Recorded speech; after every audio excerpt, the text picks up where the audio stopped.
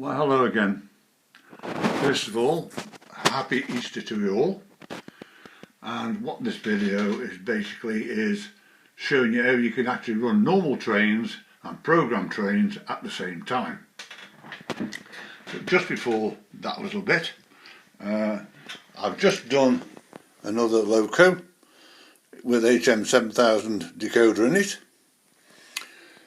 The thing is with this one is, with most of these the latest ones now, the decoder connection is in there. Well, this one is the older ones where the decoder is in there. Now, what I had a problem with is the decoder fits all right, but you can't get the speaker into it. Now, what I've done with this, you can just see it down there. These just hook on. Now, I'll just show you what it is. Is that particular tender is like this. It's got a ring-field motor base in it, but there's no ring-field motor in it. So what I've actually done with that one is the two cables that go down to those little brass tags down the bottom there, onto where you slot that part on. I've soldered cables onto it and run through here and connected them to here. So it's a permanent connection between this and this. So what I actually did is, as I said before you do these HM7000, open the Loco up to see where you can fit these things, because they don't always fit. Now what happens is on this one, this is steel, so I can't do, unless I cut that off, there's no way I could actually fit the speaker in there. But just there, there's a slot, just there, where you can actually fit the speaker, and that's where that one sits, just at the back. But the cable from the plug in the decoder to the speaker is not long enough. So I've actually cut the cable, connected two cables to that bit there, and then the speaker bit's connected to there, and so it's now all in there. So now what I've actually got now is, if I just go down here and just get down here for a minute. This is the rebuilt one, of course, not the other one, so if I just do this.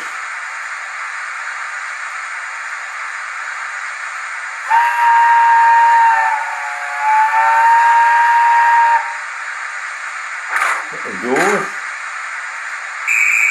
Yeah, so that is the latest one I've done. I've got now 7 done now. There's 2 over there and the rest of them over there. So I've actually got 7 now done.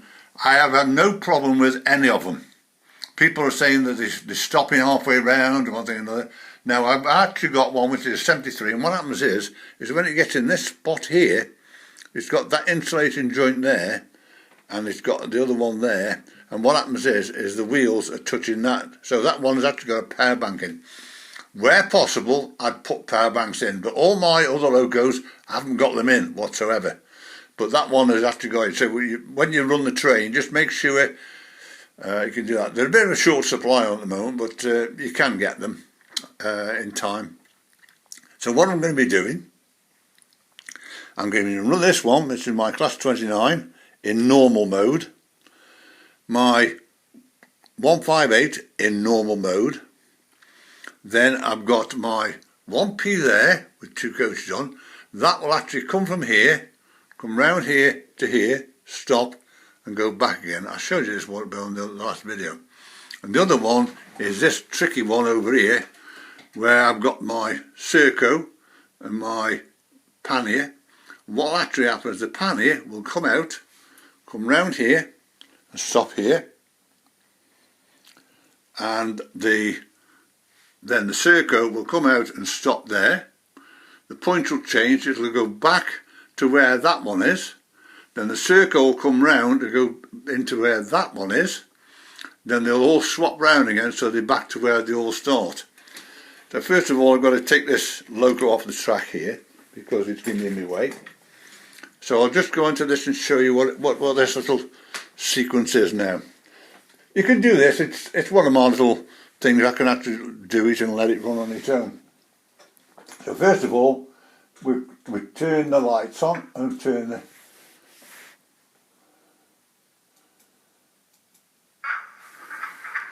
start this one up. I'll just change the points and we'll start up the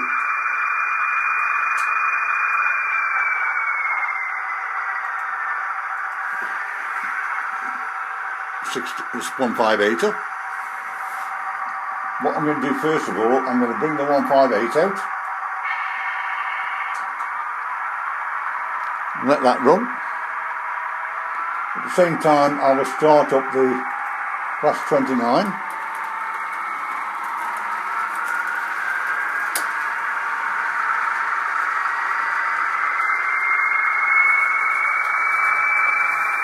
There we go. So they're now both running under normal control. We now go to that one where on here I will actually click this one here. So now it's going to be doing this one on a program while these two run round all on their own.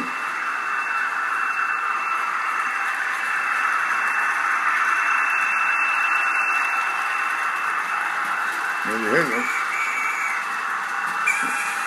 Here it comes.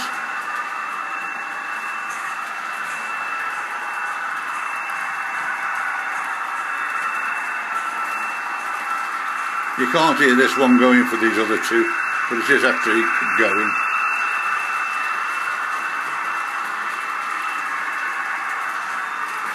We'll stop here with the end of that coach there.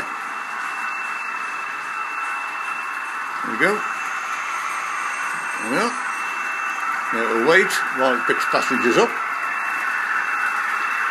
These two are still going round. I can actually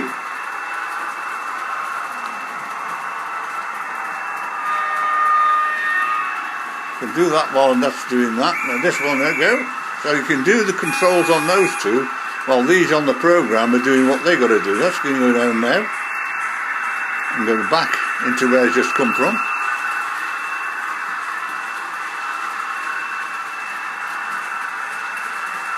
There it goes.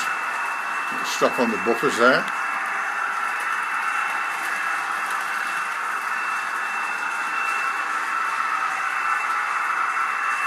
See, these two are going round. Oh, by the way, this one, the CV3, the acceleration is at 40 because look at it, it's pulling all wagons. It's not going to go off like a bullet. That's done that now, so that's done that bit. So now we're going to do those two over there. If I just click this now, I'll come up here so you can actually see them actually operating. There's the two sets of points. We set both of them up. There's the little pannier coming out.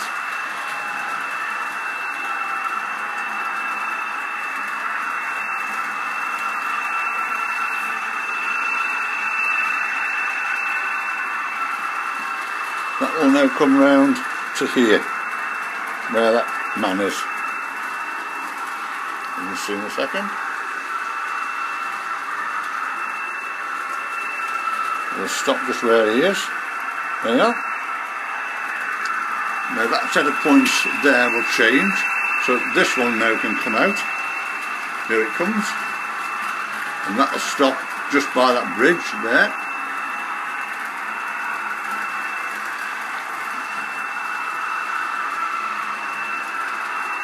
That's it. Now the points will change there. So now go back. In a second. There he goes. And by rights, that train should stop on that bunker there.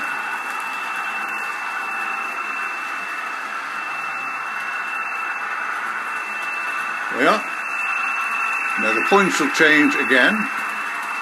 Then this one will now come round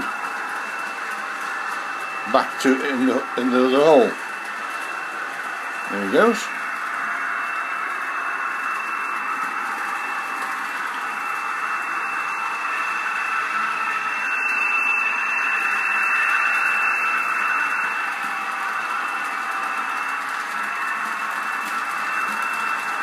That will go into where that one just come from.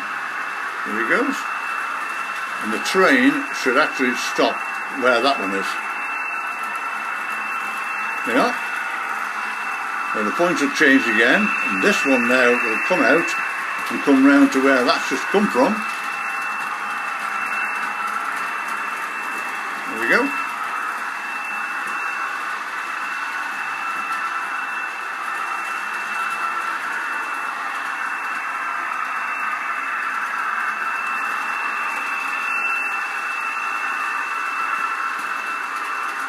And that should stop where that man is there, by right. Slowing down.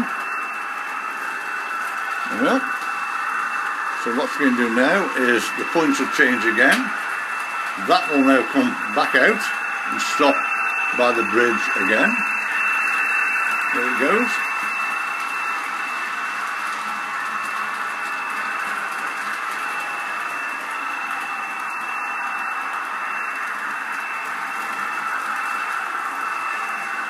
That's it. Now the points will change and it'll go back to where it originated from.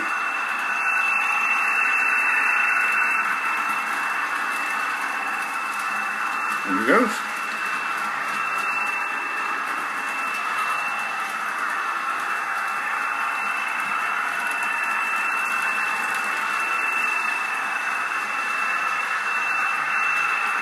There again, look, by the bunker. The points and that one will change. This one now will come back out again and go back to where it originated from. There it goes.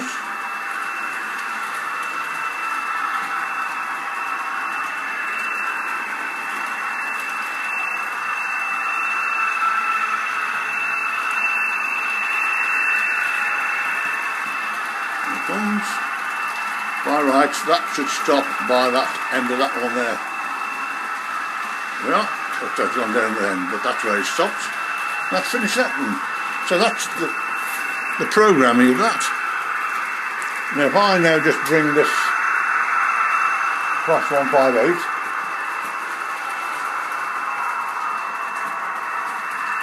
round to there, I'm now going to turn it all off. I've now got another program in here, which is the return. So I click this now.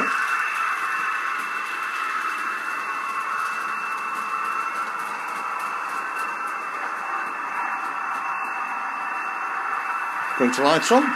What this will do now, see this one's still going round merrily on its own. You can go over the crossover, over the crossing you should say. There he comes. He's just returning into there. So this will now go over here, just over the crossing.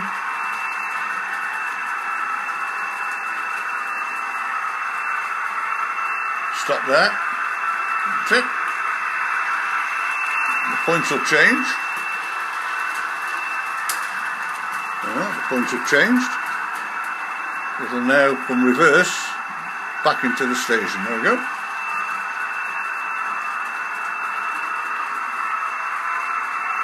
And it'll stop here. Might not just stop where it is, but it's roughly it.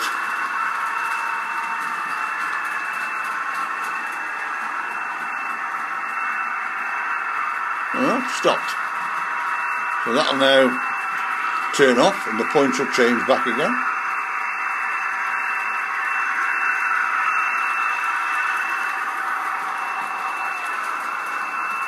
Well, and there's the points gone. Now as I said with this one here, if I bring it round to here and slow it down,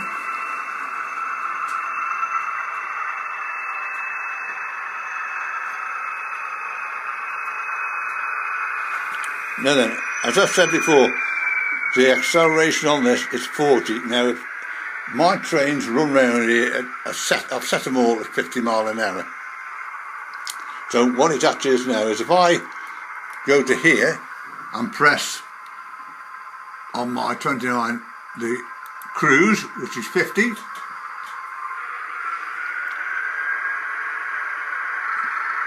look, it's not shutting off because it's pulling all wagons. it's programmed to do that.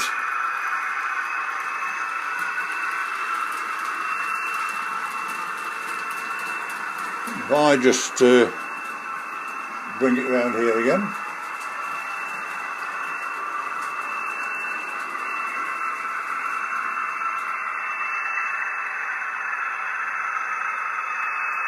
And stop it.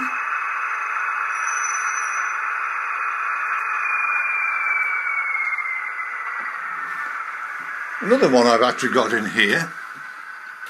If I go to here and go down to 68, which are my three that I've got my Scott rail and my direct rail there. I've actually got a Transpen on as well, which is in a box at the moment. Now what I've got them is I've got them as double headed.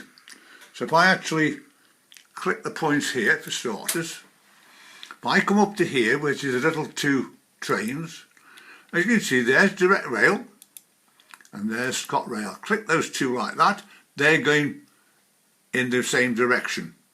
If you put one of the trains around the other way, you can actually click this train like this and make it go the other way, but we're not doing that, so we're going back to that way. We now click this now. Now if I now do a reverse like this, so they're both of them on as a reverse. I do now a shunt like this. Both of them come out together because they're connected together. They've been programmed through the speed curve. So if I just do that and take it back again, like this, I've got a speedometer so that these have been set exactly to the exact speed of each other. They both got the same decoder in them, but now what I've got to do now first of all is click on that, take them out, click on that, let's take them out, put the points back again.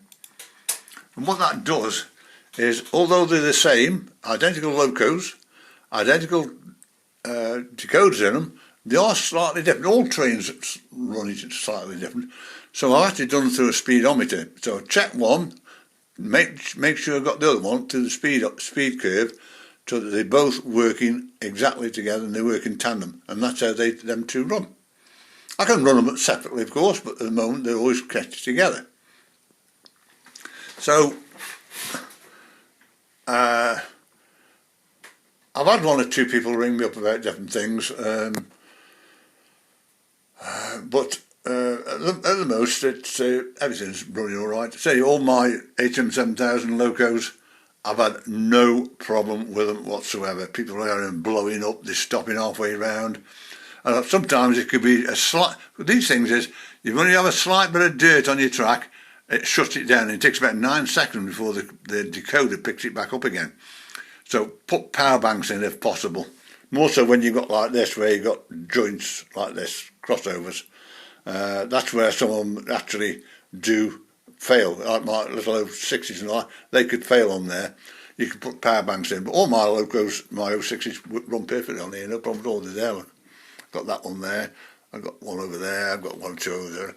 So see, when you look over here, these are some of them. So there's actually about 35 locos on track all the time, and it's 0.56 of an amp at this without anything running.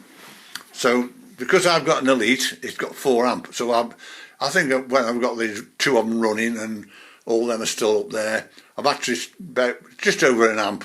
So I've still got virtually 3 amp left to spare. But that's another one. Is I did have a question, is that he said my Railmaster's slow. It isn't the Railmaster that's slow, it's actually the computer. Now one thing you must do, I do this on a regular basis, I haven't done this for a while, so just click this one out for a minute. If I go to here now, there's one here called Disk Cleanup, there. If I click on that, it brings up, see this bit here, temporary internet files, 15 meg. What that is when you go on your computers and you're picking up pictures and searches and all that, it stores them in there. So what you do is all you've got to do is click on the on like that. Click this and you delete those temporary files out because you don't want them. There it goes. Does all of them. Then I've got another one. Once I've done that, it's called defrag. Now when I do this, it's 3 days since I last did it. So all I do there is optimize it, and you'll see it's actually going through it. It's now done that, and what it's doing is cleaning the computer up to make it go faster. That is why you have problems. Make sure you do them on a regular basis. Otherwise your computer's slowing down all the time. So just do that. So that is it for this video. If you want me at any time, I'm on 01782 302194. My email address is there as well. And please subscribe, and I will see you again shortly. Happy Easter.